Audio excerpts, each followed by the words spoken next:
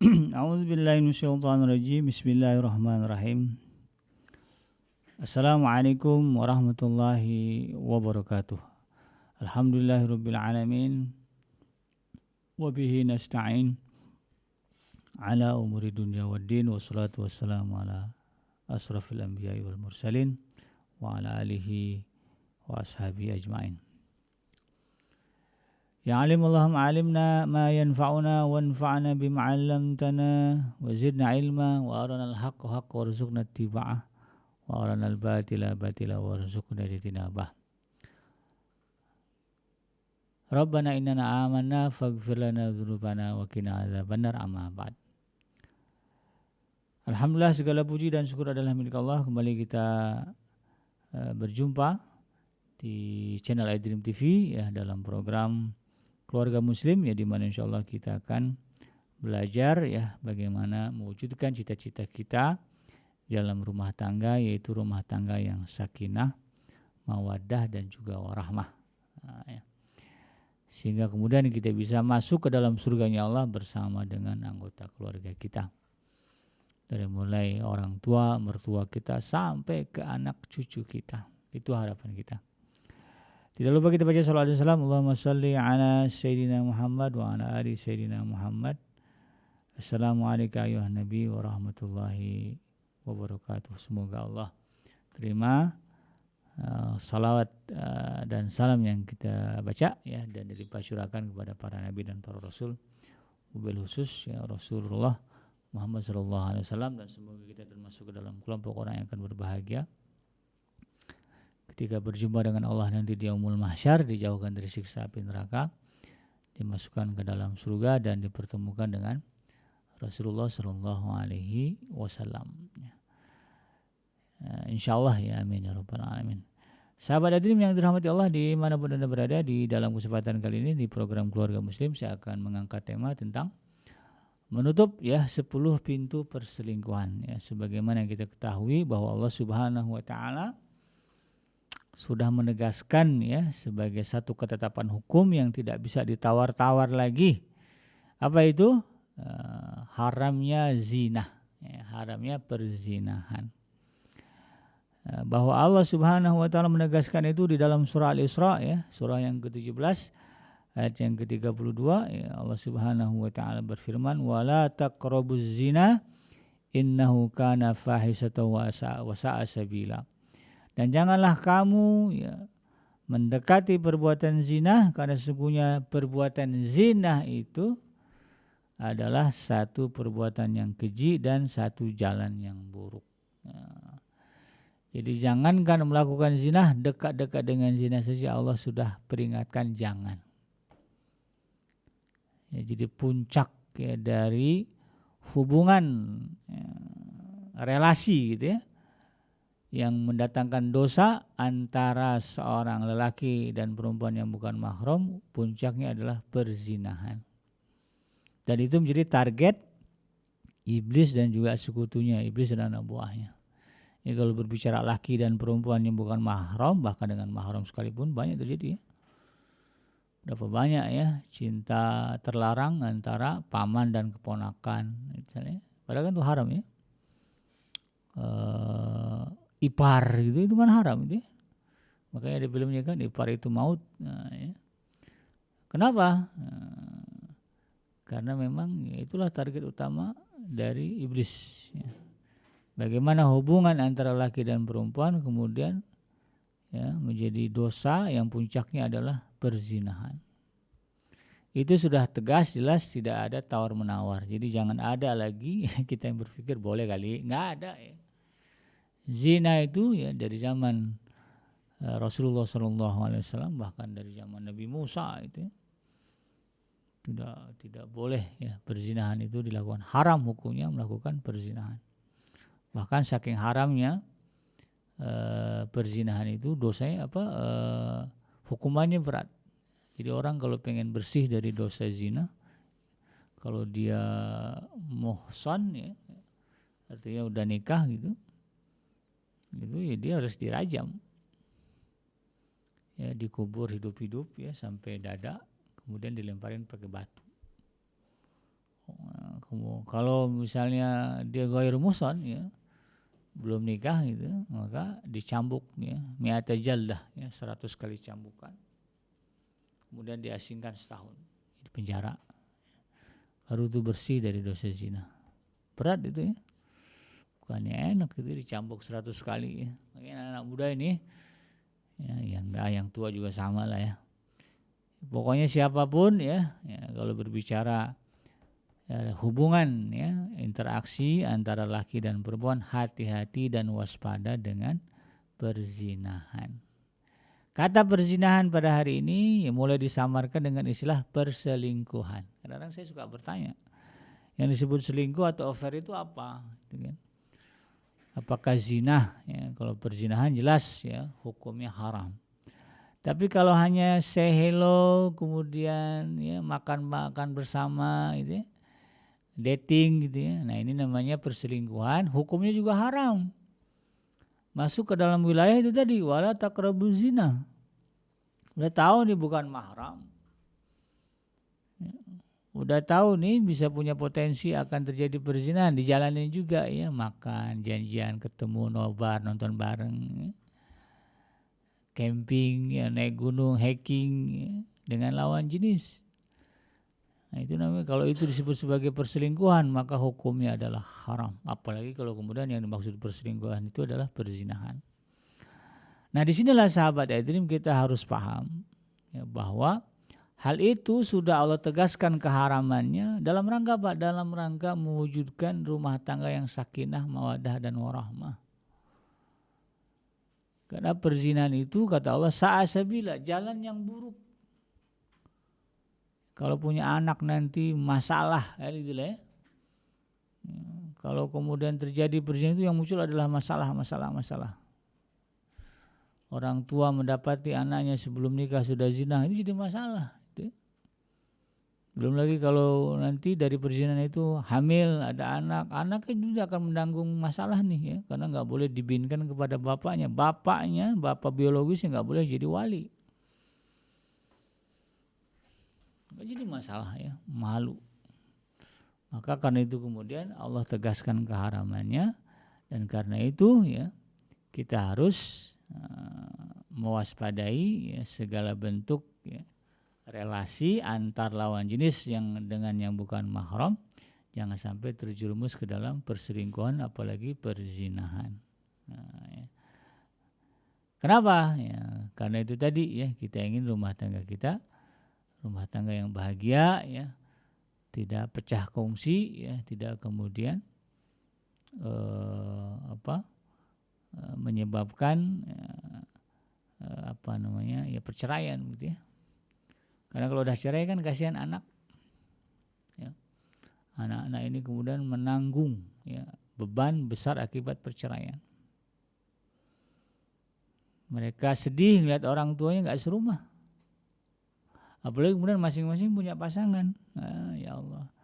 Padahal saya adalah anak ibu saya dan bapak saya, tapi di rumah ada ibu tiri, di rumah ibunya ada ayah tiri. Yang mereka harapkan justru ibu kandung, ayah dan ibu kandung mereka serumah, ya, hidup bahagia dengan mereka sebagai anak-anaknya. Inilah yang kemudian kita harus aware ya. Ya, semoga ya kita, terutama saya, sahabat Edrim ya, adalah orang-orang yang dijaga oleh Allah Subhanahu wa taala dari kasus-kasus perceraian. Tapi bukan berarti haram juga ya perceraian itu. Boleh itu kan. Kalau memang itu solusi ya, solusi untuk mendapatkan ketentraman di dalam rumah tangga.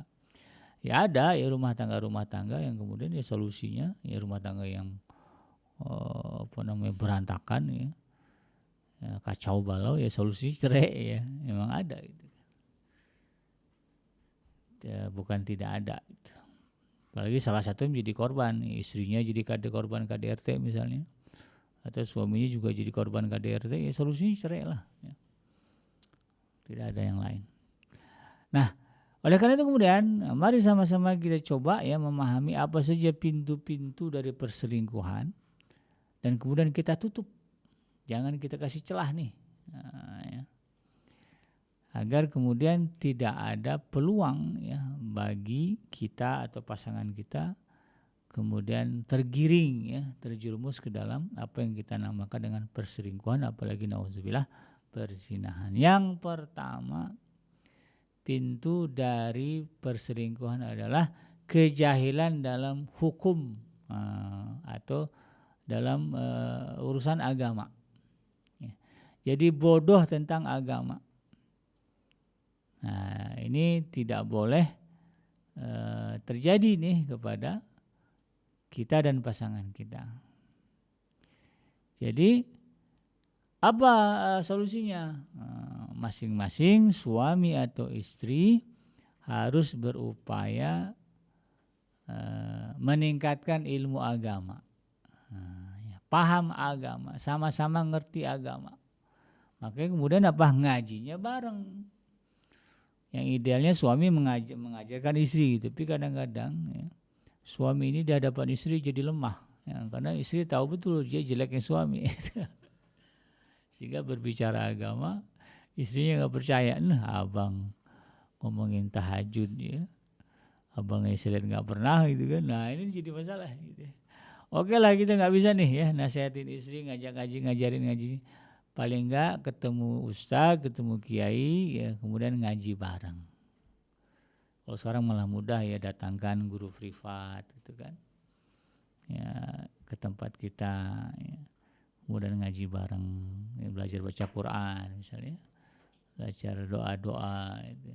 Nggak bisa bikin mahal tuh, ya udah online lah ya, atau lihat di YouTube gitu kan banyak nih. Ini juga bagian dari meningkatkan kita tentang agama. Jadi apa? Pintu pertama dari perselingkuhan adalah apa? Kejahilan atau kebodohan dalam urusan agama. Ya, nggak tahu hukum zina itu haram, nggak tahu ya perselingkuhan, affair, dating ya dengan lawan jenis ya, padahal sudah punya suami atau istri, itu adalah perbuatan yang diharamkan. Ya, berhalwat ya, berhalwat itu berdua-duaan itu haram. Ada juga yang nggak tahu tuh. Ya. Maka ini menjadi celah ya masuknya kemungkinan seseorang terjerumus ke dalam perzinahan. Ini kalau dia tahu nih nggak boleh berdua-duaan ya, karena yang ketiganya setan. Ya, dia jaga itu tuh. Berjuang gimana caranya nggak kemudian terjebak dalam situasi khalwat ya, atau berdua-duaan dengan lawan jenis. Apalagi sekarang ya ada juga affair ya antara istri dengan supir. Ah, ini juga perlu diwaspadai. Karena kemana-mana ya di mobil berdua aja. Ya harus sabar juga nih, harus ada orang ketiga yang bukan yang masuk dalam mahram kita. Jangan biarkan istri kemudian berdua-duaan dengan supirnya misalnya. Kecuali supirnya yang mahramnya gitu ya. Ya kalau bukan mahramnya nggak boleh. Kenapa? Karena ilmu lah yang kemudian akan menghantarkan orang kepada rasa takut kepada Allah Subhanahu wa Ta'ala, sehingga dia tidak mudah kemudian melanggar larangan Allah. Ya, sebagaimana disebutkan dalam surah Fatir ayat yang ke-28, innama yakhsyallaha min ibadihil ulama. Ya. Sesungguhnya yang takut kepada Allah itu adalah mereka hamba-hamba Allah. Sesungguhnya yang takut kepada Allah di antara hamba-hambanya hanyalah ulama. Nah, ulama itu artinya orang yang punya ilmu, orang alim. Ya kayak kita dah gitu kan, tahu nih kalau ke situ gitu ya, itu ada lubang, ya, lubang itu di dalamnya itu ada ular berbisa. Dan lubangnya banyak itu. Nah, kalau mau aman jalannya sebelah sini. Nah, kalau orang tahu, dia nggak mungkin kemudian nekat juga itu ya, melewati jalan berlubang dan mengabaikan jalan yang aman. Jadi kalau dia nggak tahu, diterabas aja itu, nggak tahu tuh terperosok aja. Ya. Ini yang kemudian kita harus paham. Ya. Jadi tingkatkan ilmu. Gimana aplikasi caranya begini tadi ya, ajak istri ngaji. Ya. Ya, kalau nggak bisa ngaji offline, ya sebagus-bagusnya ketemu guru gitu ya. Karena kalau ada guru itu insya Allah ibarat layangan nggak terbang sendiri gitu kan, ada yang ngendaliin ya. Atau ngaji lewat media sosial boleh ya. Kalau bisa ada komunikasi, kalau ada yang nggak paham ingin tanyakan sampaikan gitu kan, sehingga kemudian tidak buntu ya kalau ada masalah. Yang kedua ya, pintu perselingkuhan adalah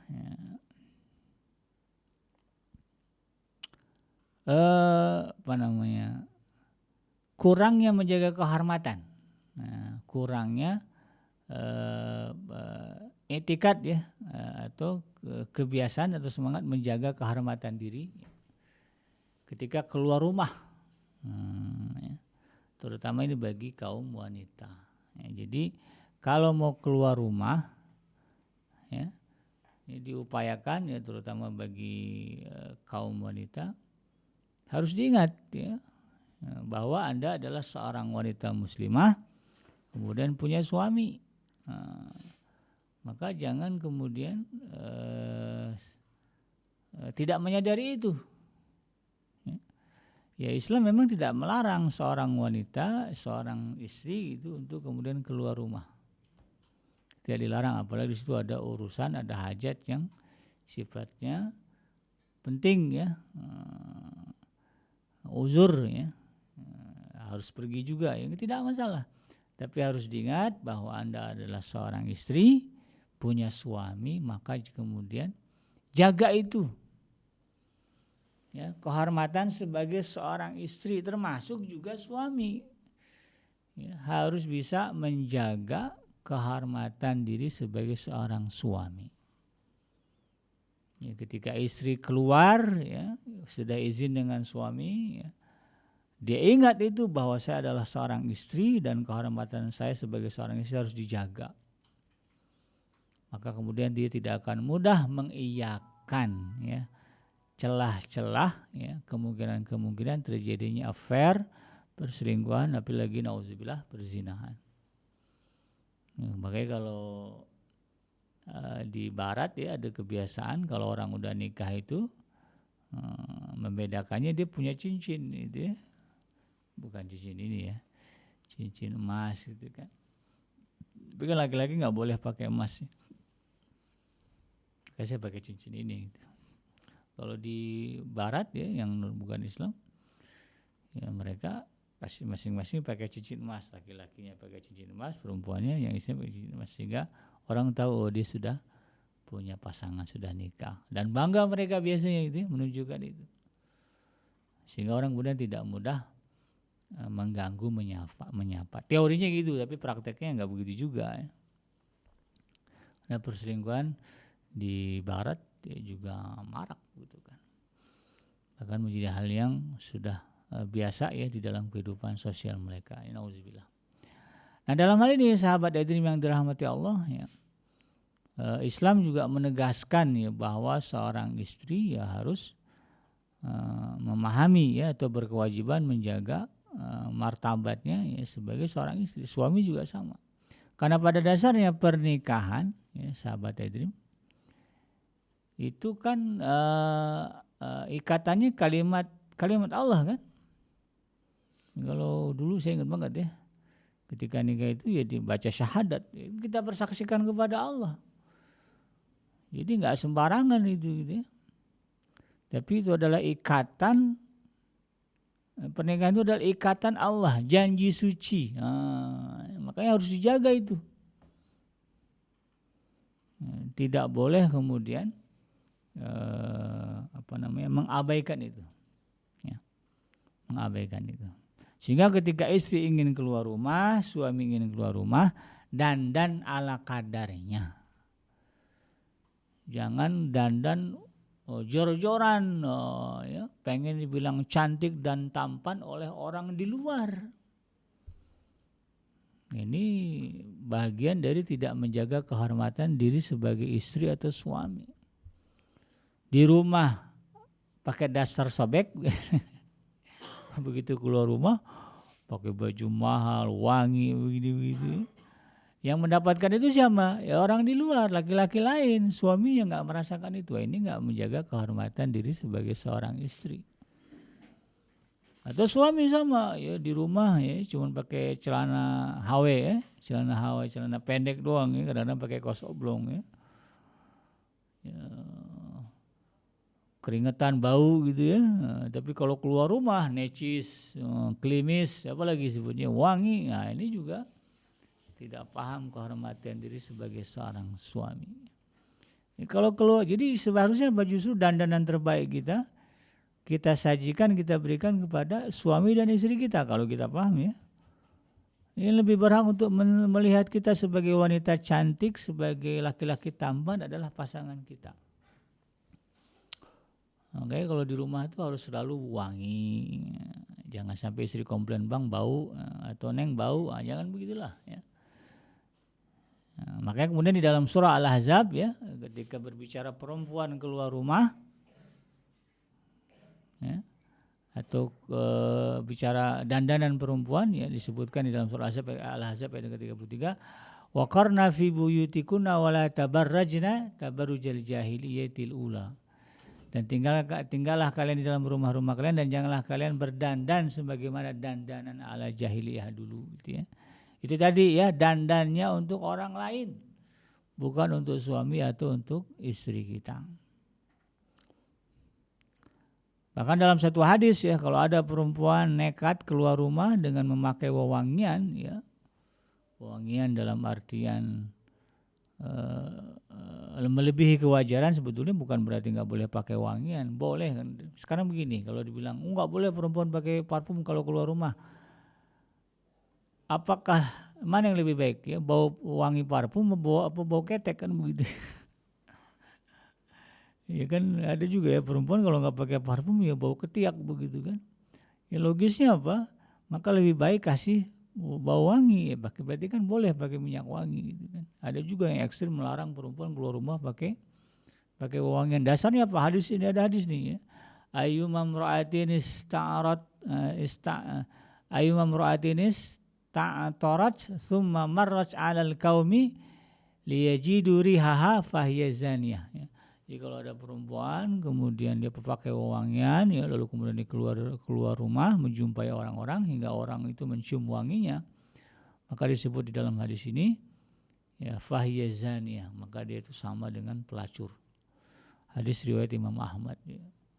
Rasulullah pernah bilang begitu. Karena dasar ini kemudian ada yang ekstrim melarang perempuan pakai wewangian keluar rumah. Nah, kalau keluarnya urgent penting ya, lalu kemudian opsinya itu tadi ya, kalau nggak pakai minyak wangi yang kecium adalah bau ketek ya. Masa iya gitu ya. Tentu lebih baik bau parfum, cuma bukan berlebihan. Kan ada juga parfum yang kalau dipakai berlebihan itu kan baunya semeter, 2 meter, 3 meter kecium. Yang normalnya jarak 5 cm lah ya, terus 30 cm, ini karena jarak udah 2 meter masih udah kecium baunya. Nah, ini yang tidak boleh jelas ya. Ini dandanan jahiliyah ya, dandanan untuk menarik lawan jenis. Dan tidak boleh ya suami istri ya, terutama istri ya. Kalau perempuan kan kalau laki-laki kan suami itu kan ada ta'adud ya, ada kebolehan berpoligami. Kalau perempuan kan tidak boleh ya. Maka kalau dia tetap sebagai seorang istri, nah, itu tidak boleh kemudian berdandan diniatkan supaya dibilang cantik sama orang, sama laki-laki lain maksudnya gitu ya.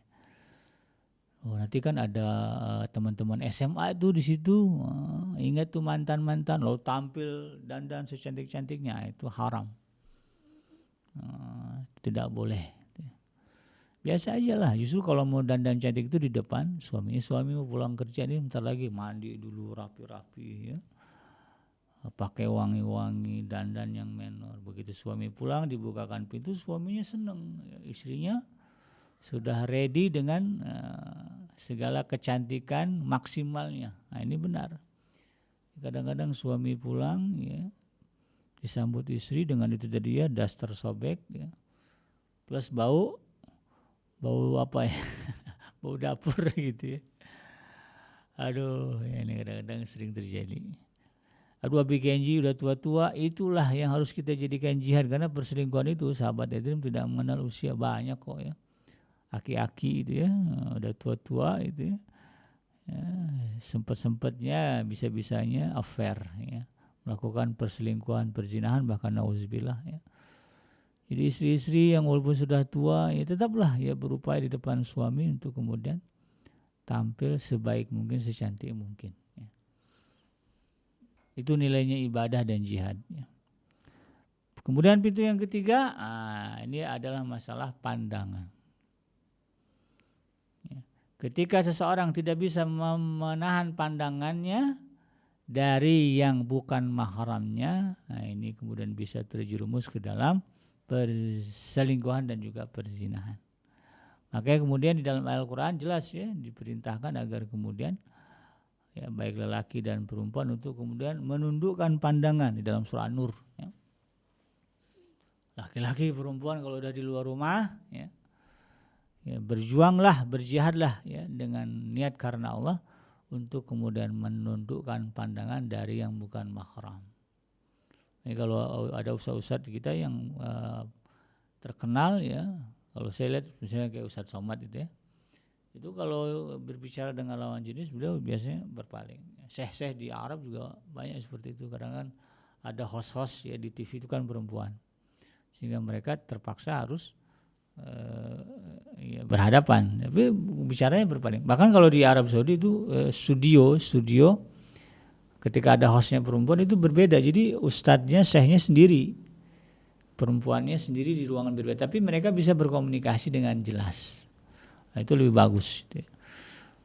In case kalau memang nggak bisa dah ya begitu ya harus bersatu ruangan juga berhadapan. Jangan kemudian mata ditunjukkan kepada mata lawan jenis. Ya, kadang mata ketemu mata, turun ke hati. Ini udah turun ke hati repot. Repot ngilanginnya. Jadi kalau bisa jangan sampai kemudian pandangan itu turun ke hati. Makanya kemudian Tuhan suruh kita, Allah suruh kita untuk kemudian menundukkan pandangan atau ghadul basar. Gitu ya. Ini yang kemudian kita harus cegah ya, menjaga pandangan dari yang bukan mahram ya. Termasuklah ya kita nggak ketemu mahramnya, tapi kan sekarang itu ada majalah ya, ada koran kadang-kadang ya, ada handphone ya, ada FB ya, ada IG gitu ya. Dicari betul ya mantan SMA-nya, fotonya, IG-nya, FB-nya ya. Ketemu sering-sering dipandang, kadang-kadang di-share fotonya, itu nggak boleh. Sama aja itu ya. Yang melanggar prinsip ghadul basar tadi ya, menundukkan pandangan. Nah, tidak boleh ya. Dan itu menjadi celah ya atau pintu terjadinya perselingkuhan. Dalam hadis yang diriwayatkan oleh Imam Muslim ya, di Rasulullah mengatakan, kutiba 'ala ibni Adam nasibuhu minaz zina mudrikun dzalika. La mahallata fal ainani zinahuma. Fal ainani zinahuma nazar ya.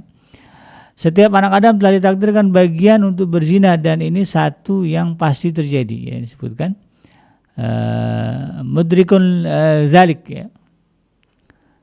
La mahallata fal aini zinahuma nazru ya. Wal uzunani dan dua telinga ya, kalau pandangan, kalau mata ya zinahnya pandangannya. Telinga ya, wal uzunani dua telinga zinahuma ya, zinah telinga itu apa? Al istima' ya, mendengar ya, mendengar suara desahan ya di telepon apa, itu bisa masuk ke dalam kategori zina. Wal lisan ya, dan lidah zinahul kalam ya, perbuatan zinanya adalah dengan membicarakan yang ngomong porno, ngomong jorok ya, janjian, apalagi kan banyak dia kadang-kadang kalau ngobrol ada bumbu-bumbu ngomong apa, omongan-omongan joroknya ya dalam tanda kutip ya. Unsur-unsur porno apa namanya, unsur ya itu tadi ya yang mengundang syahwat dan sebagainya, vulgar lah gitu ya. Waliyad ya, dan tangan zinahnya albatsu ya, dengan menyentuh. Udah mulai berani ketemu lalu kemudian mulailah ada istilahnya apa, pegang-pegang ya, sentuh menyentuh, itu jadi zina. Ya warijlu dan kaki zinahnya al-khuta ya, yaitu dengan melangkah ya, Artinya apa? Udah mulai, udah kita janjian di mana ketemu. Wah, perjalanan menuju ke tempat pertemuan itu adalah perjalanan dengan dosa-dosa, dengan datangnya dosa zina, atau disamakan dengan perjalanan menuju perzinahan. Udah tahu tuh ini bukan mahram, apalagi mantan lah katakan begitu ya. Mau ketemuan ya perjalanannya itu, maka dia akan mendapatkan dosa zina dari kakinya. Wal qalbu, ya, dan zina hati, ya, yahwa, keinginan hasrat kepada itu. Wa yataman, yahwa wa yatama, ya, keinginan dan juga khayalan, ya. Wa yusaddiqu dzalika, dan kemudian itu semua ya dikonfirmasi sebagai dosa perzinahan yang besar. Kata Rasulullah SAW, al-farju wa yukadzibuhu, ya. Maka kemudian itu semua nantinya ya dipastikan dikonfirmasi oleh kemaluannya, apakah jadi zina atau tidak. Ujung-ujungnya nanti ada di farajnya, ada di kemaluannya. Nah, kalau nggak jadi pun, ya, katakanlah tidak ada hubungan seksual, tetapi itu tadi ya, langkah-langkah itu dari mulai Rasulullah sebutkan dari mata, telinga, tangan, kemudian kaki, kemudian hati, itu dianggap sebagai dosa-dosa zina, ya. Yang Allah sebutkan ini wala taqrabu zina, itu namanya mendekati perbuatan zina. Ya, kena di pasal itu. Kena pasal perbuatan mendekatkan zina. Pintu yang keempat adalah kurang menjaga diri dari hal-hal yang kira-kira mendekatkan diri kepada zina. Ya, artinya apa? Adanya tindakan perbuatan yang berpotensi untuk menimbulkan perselingkuhan atau perzinahan. Apa itu? Nah, ya, misalnya itu tadi ya, reuni kadang-kadang, kemudian apalagi ya, pertemanan di media sosial, ya. Apalagi sapaan-sapaan, ya. Senyuman-senyuman, ya. Makanya perempuan tuh ya, kalau bagus ya kalau dia cantik, ya. Ya nggak cantik juga sama lah ya, pakai cadar gitu kan, sehingga ya, kalaupun senyum nggak menimbulkan masalah bagi diri dia. Berapa banyak ya perempuan mendapatkan masalah gara-gara senyum. Nah, ya, dikintilin, diikutin sama laki-laki yang berniat untuk memperkosanya gara-gara senyumannya. Banyak yang begitu. Aduh, Abu Kenji repot banget jadi perempuan. Itulah ya keutamaan perempuan ketika dia mampu menjaga itu semua karena Allah, pahalanya surga. Ya, surga bagi perempuan itu tidak perlu diraih dengan jihad fisabilillah, tapi dengan itu sajalah, gitu ya. Gak usah mikirin perang, gak usah mikirin sholat malam tiap malam, enggak perempuan tuh gitu ya. Tapi mampu dia menjaga diri dari perbuatan zina, ya, dan mencukupkan itu dengan suaminya yang sah, itu udah jadi surga yang besar ya bagi perempuan. Kemudian pintu yang kelima adalah, ini yang kadang-kadang sahabat Edrib ya, dilema juga ya, bahwa wanita bekerja di luar rumah. Idealnya wanita itu ya di rumah, ya. Suami yang kerja, suami yang memenuhi nafkah. Maka bicara idealnya ya, salah satu pintu untuk menutup perselingkuhan dan perzinahan adalah suami harus mampu menjadi tulang punggung keluarga. Nah, itu aja dah, ya. Jangan biarkan istri kita keluar gara-gara nggak cukup beli skincare, ya. Cuman bisa beli cash care doang, ya. Skincare nggak kebeli gitu, ya. Akhirnya dia kerja, ya, minta ke suaminya. Malah ada yang suaminya malah sudah kamu kerja aja. Dan jangan juga diiyakan, dibiasakan, dilazimkan ya apa yang disebut dengan fenomena dunia terbalik, ya. Istrinya di luar cari duit, ya, kerja, suami di rumah ngurusin anak, masak, itu kebalik. Ya, suami juga harus aware dengan ini. Kalau tidak mau ya istrinya terjerumus ke dalam perzinahan, pastikanlah ya nafkah lahir batin istri sanggup dia tanggung dan penuhi. Banyak ini ya cerita-cerita affair, perselingkuhan gara-gara apa? Istri bekerja di luar rumah. Bekerja itu nggak mesti kantoran, kadang-kadang bisnis ya, dagang apa gitu, berinteraksi dengan banyak orang, dengan relasi, akhirnya jadi affair. Maka ini kemudian harus menjadi pemahaman bagi kita ya, agar celah ya untuk itu tidak terjadi. Ya. Kemudian yang ke-6 ya, tidak membatasi diri atas pergaulan. Nah, pergaulan bebas ya, terutama dengan lawan jenis. Ya. Jadi disinilah kemudian ya para istri, para suami ya, untuk kemudian membatasi pergaulan. Ingat sudah punya istri, punya anak apalagi ya, maka pergaulannya tidak bisa lagi seluas dan sebebas ketika lajang. Dibatasilah pertemuan dengan teman-teman ya, dulu ya, apalagi dengan mantan gitu ya. Dibatasi ya. Dan tidak boleh ada prinsip istilahnya pergaulan bebas. Kalau sudah punya suami, ingat kita punya suami, ingat kita punya istri. Rasulullah saja dulu ya, pernah berpesan apa, kalau kalian melihat perempuan kepada sahabat ya, lalu kemudian kalian tertarik ya, atau bergairah dengan itu, maka pulanglah ke rumah kalian. Karena di rumah kalian akan ketemuan apa yang kalian lihat di luar rumah. Apa yang dimiliki oleh perempuan itu juga dimiliki oleh istri kalian. Dalam hal ini sebetulnya ya itu tadi ya, harus ada kesadaran dalam diri suami bahwa saya sudah punya istri, maka pergaulan saya tidak bisa sebebas dulu. Jangan gampang kongkong ngongkrong dengan teman-teman lagi udah. Gitu ya. Dibatasi, bukan nggak boleh ya. Kalau cerita yang ngaji sih mendingan, kan kadang cuman ceritanya cerita dulu mengenang waktu SMA, udah ya, nanti situ ada celah kemudian terjadinya affair.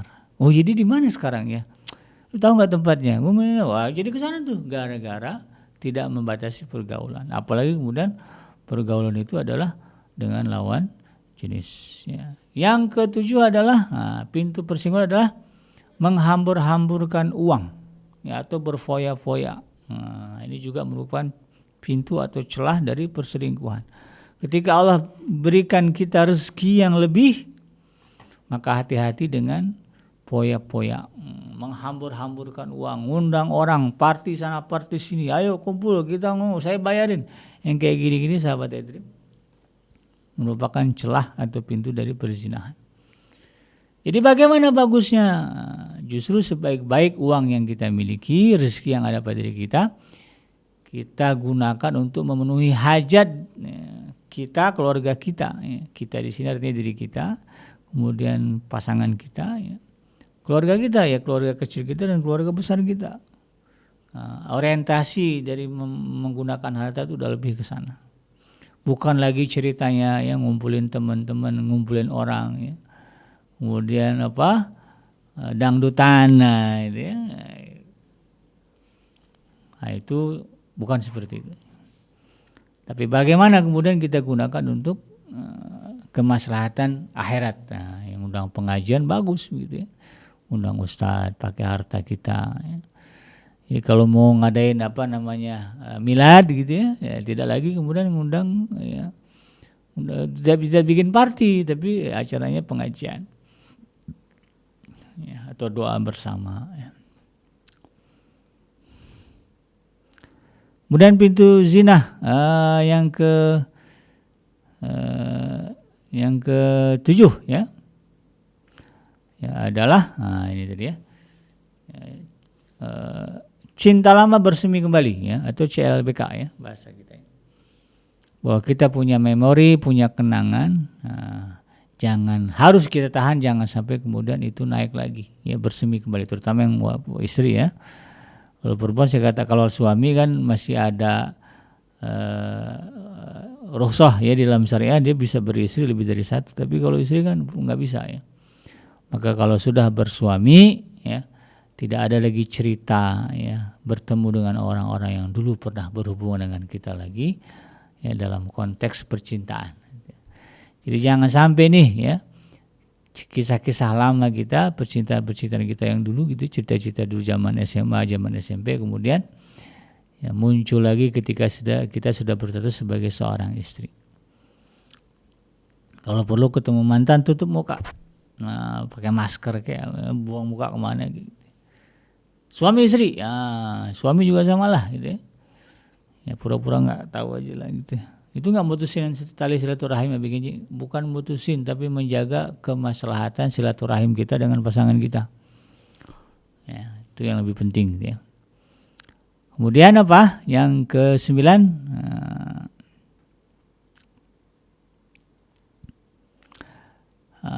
kurangnya layanan. Ya, layanan suami atau istri. Suami ketika tidak puas dengan layanan istri ya di rumah, maka ada celah bagi dia untuk berselingkuh. Istri tidak puas dengan layanan suami juga sama, akan ada celah terjadinya perselingkuhan. Maka Rasulullah SAW kalau konteks ini gitu kan, kalau berbicara kepuasan seksual, maka harus dipastikan ya si suami normal, syahwatnya normal, bisa memuaskan istrinya secara seksual. Itu sampai seperti itu gitu kan. Kenapa? Karena kalau tidak begitu, ya, tidak dipastikan suami ini normal ya, syahwatnya, gairah seksualnya, nanti istri kemudian terjerumus ke dalam perzinahan. Dicari orang untuk memuaskan apa yang tidak didapatkan dari suaminya. Nah, suami apalagi kadang-kadang ya, ketika istrinya tidak memuaskan dia, wah, itu jadi alasan tuh. Wah, kamu tuh kalau saya pulang pakai daster doang ya. Masih bau ini bau itu, rumah berantakan. Saya kan pengen juga pulang ke rumah disambut dengan perempuan, dengan istri yang sudah dandan rapi ya. Kalau capek dipijitin gitu kan, bukan diomelin. Nah itu ya, wah, itu jadi alasan nih. Bikinnya lancar banget ya. Ini di dalam sinetron kan begitu ya sahabat Edrim. Jadi kemudian kita harus paham. Maka berusahalah suami untuk memaksimalkan layanan agar bisa memuaskan istri ya.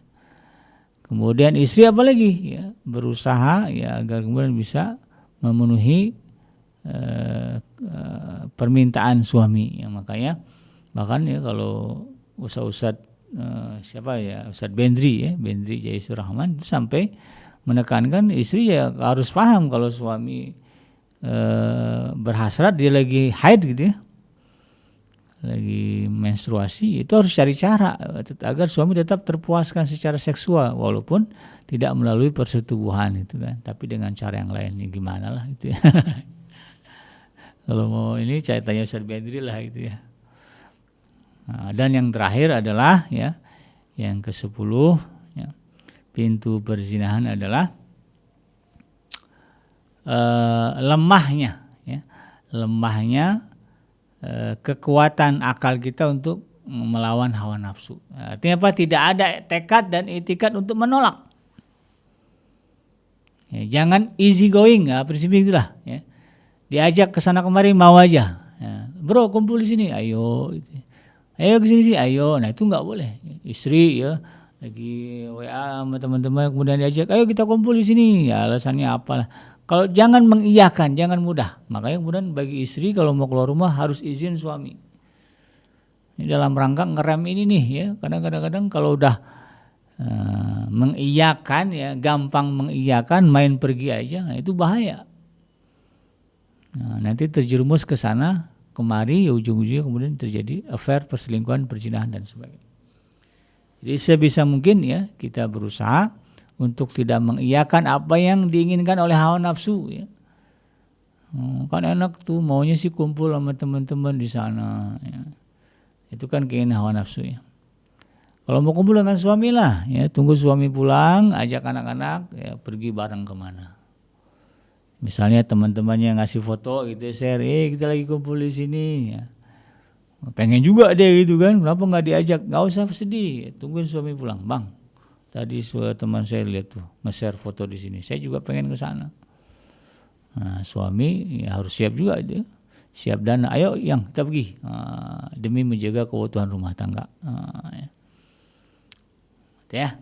Nah, itulah ya sahabat Dream kira-kira 10 pintu perselingkuhan yang harus kita tutup ya dengan serapat-rapatnya dengan niat karena Allah Subhanahu wa taala agar menjadi ibadah ya. Yang mendatangkan dari Allah Subhanahu wa taala dan yang salah semata-mata lahir dari kealfaan dan kehilapan saya pribadi. Saya bikin pamit undur. Hasbiyallahu la ilaha illa huwa alaihi tawakkaltu wa huwa rabbul arsyil azim. Subhanaka Allahumma rabbana wa bihamdika asyhadu an la ilaha illa anta astaghfiruka wa atubu ilaik. Walhamdulillahirabbil alamin. Wassalamualaikum warahmatullahi wabarakatuh.